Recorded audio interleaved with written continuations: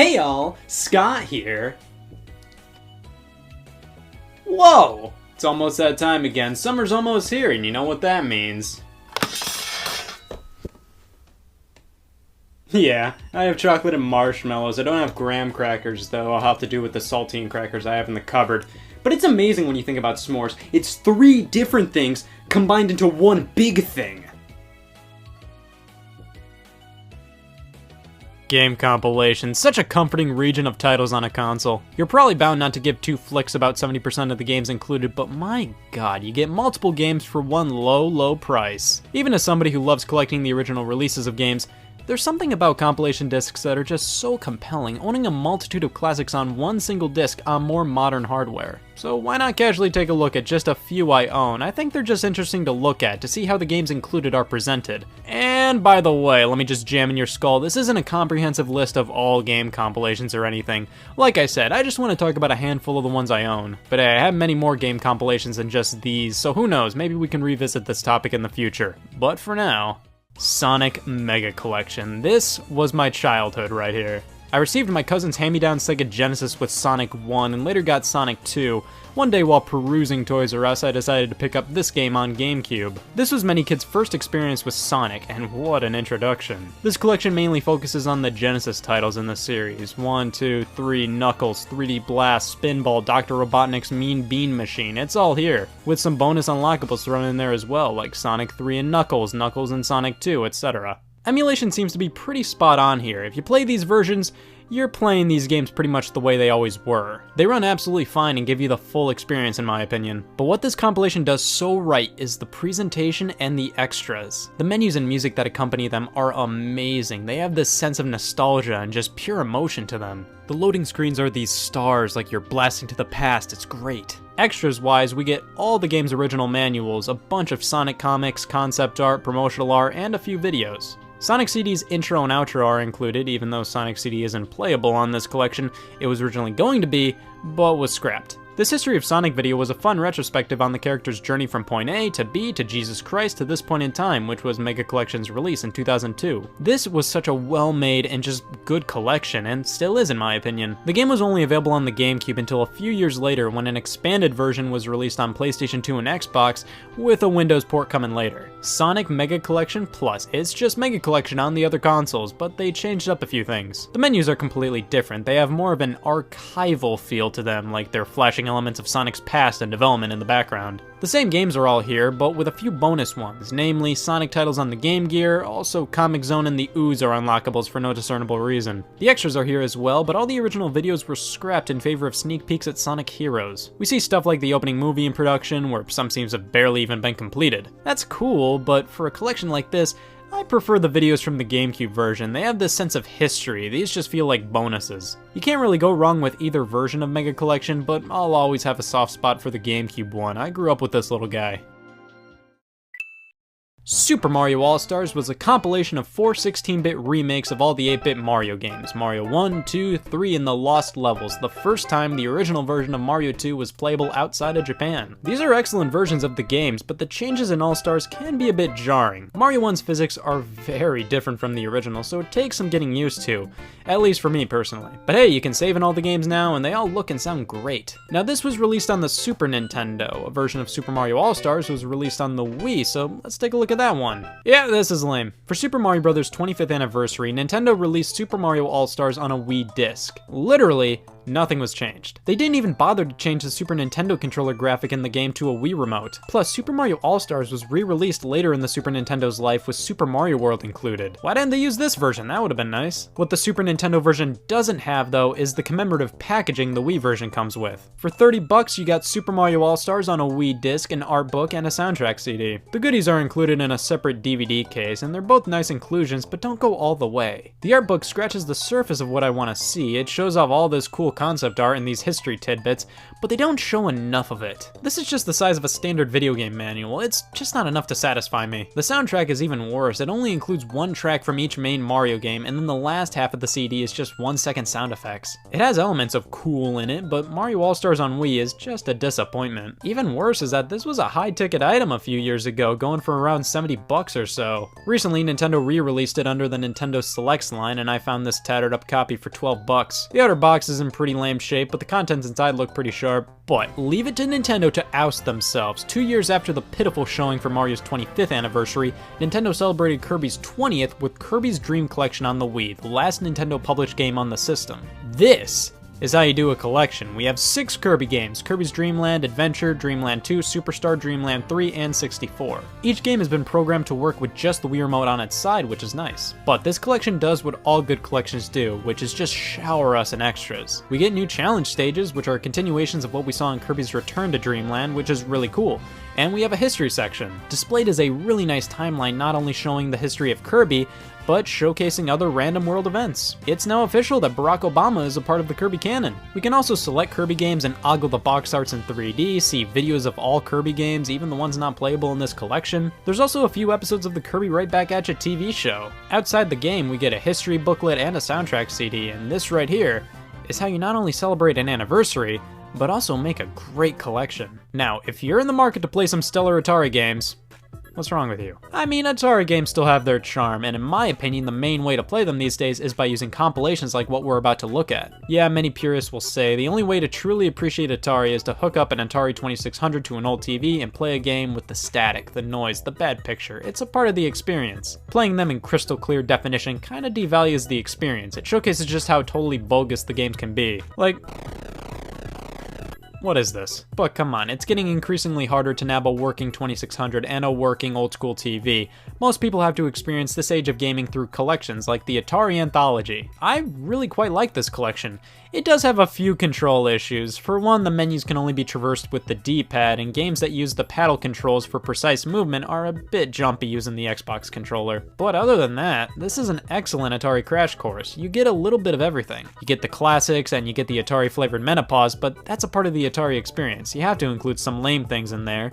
But the fact that we have Breakout, Centipede, Pong, Adventure, I mean, the mainstay Atari-made games are all here and accounted for. We also have a wide array of bonuses, specifically some really interesting scans and photos of behind-the-scenes and historic material like promotional products, arcade flyers, all that stuff. Included as well are these interviews with Atari founder Nolan Bushnell. It's definitely a must-have if you're interested in Atari, but this is only one half of the story. Activision was a major player on the Atari 2600. They were the first third-party publisher, being formed by ex-Atari employees who wanted more credit for the games they made. A key example would be Pitfall. It's often labeled as David Crane's Pitfall. Activision made some of the most iconic and popular games on the 2600, so it's only fitting that they themselves came out with a collection of their classics, the Activision Anthology. The presentation is a lot cooler here, bringing us back to the horrors of the early 80s. Included are some all-time greats like Pitfall and Kaboom, but in my opinion, the list of games here isn't as compelling as Atari's offerings. The menu system also isn't as intuitive. It's really style over substance. Part of me likes the aesthetic of a room from the 80s,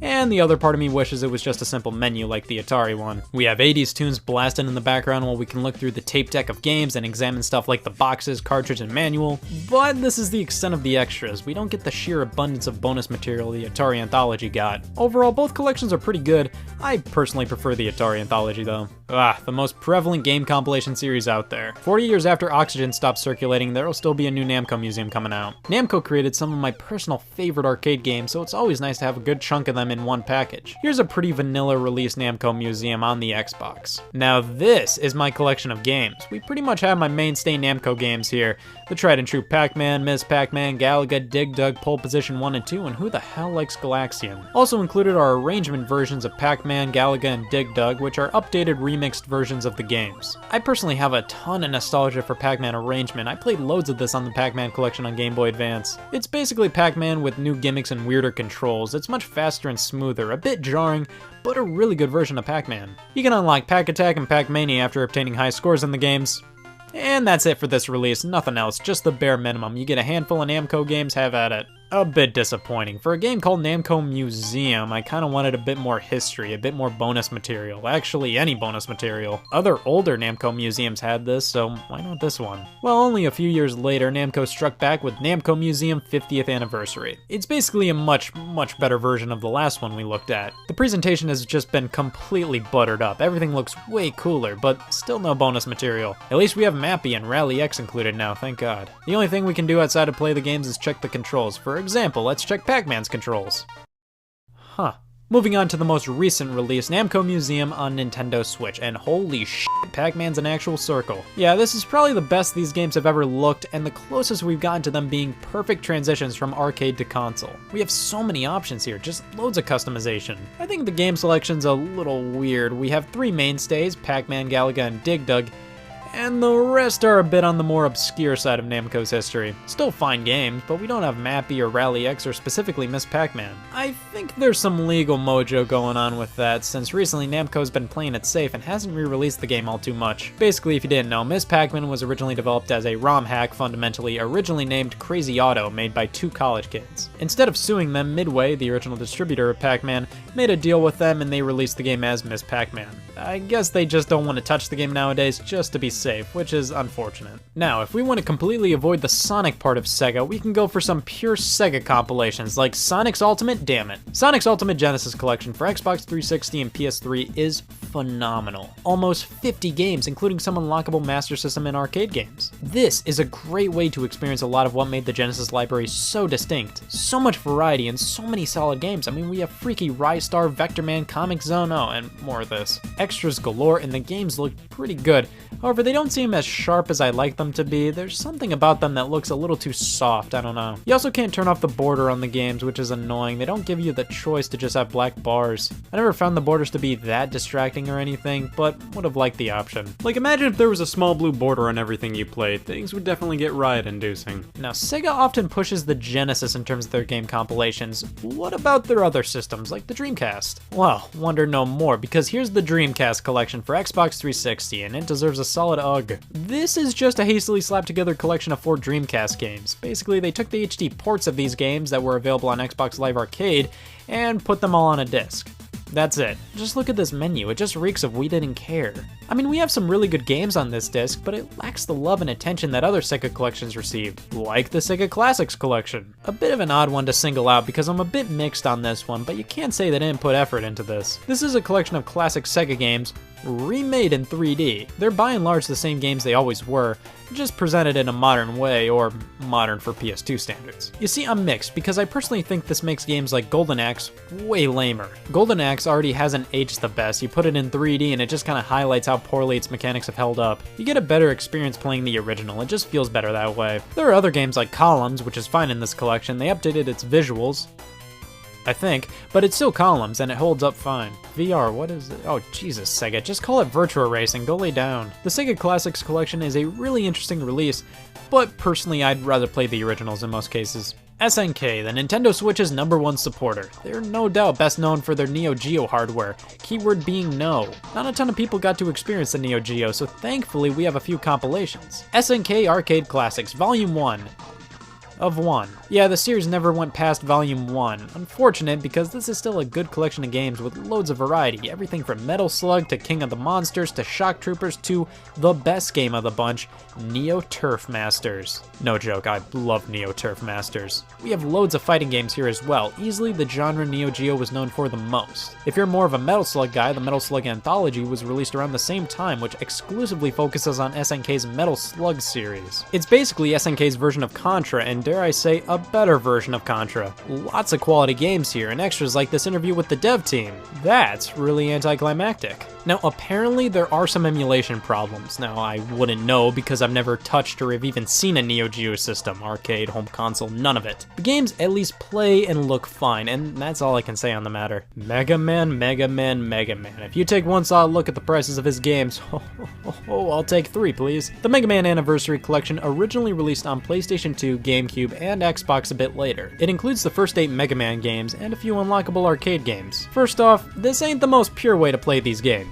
A good chunk of edits to the graphics and sound occurred, as well as a few hiccups here and there. Like, the title screens look a bit different. There's no difficulty select on Mega Man 2's title screen, you have to go to the collection's options for that. It's alright, playing them on this collection felt a bit off to me though, I can't really pinpoint why. It's still a pretty good value, but in my opinion I'll take the Mega Man Legacy collections nowadays. Yes, the entire series was split into 2 parts, but I'll take it. All games are presented in HD, include music players, art, challenges, the works. Plus, there's a far less amount of differences between the original games and the versions shown in these collections. Legacy Collection 1 focuses on 1 through 6, the series' entire run on the NES. You can pick between the Japanese and North American versions and pop on some filters like this CRT one. Does anybody actually like using these filters? I've noticed a lot of retro collections include this as an option these days, but personally I'd rather just have the game the way it is in its original aspect ratio. There's also these borders, which I always turn off. I think they're a bit distracting, and I personally don't need the entire screen filled. Legacy Collection 2 includes 7 through 10, which makes it definitely the more interesting collection. Opinions on these games are a bit more divisive than 1 through 6. I always see people saying 7's bad / the best one in the series. 8's weird and sloppy / a hidden gem. Even though you may not like every game included, you do get a cooler variety here. It's 3 different styles of Mega Man. My main problem with these collections is that they don't go the extra mile and include extra games I think would really be at home here. Mega Man and Bass, the Sega Saturn version of Mega Man 8, the Game Boy games, the Game Gear game, Mega Man the Wily Wars. Come on, those would have been great inclusions, or even just unlockables. It's whatever, these are still really great values. So those are just a few compilations, definitely some of the cooler titles you can nab for your collection. I left the s'mores maker on. I deliberately left this one out to avoid this from happening.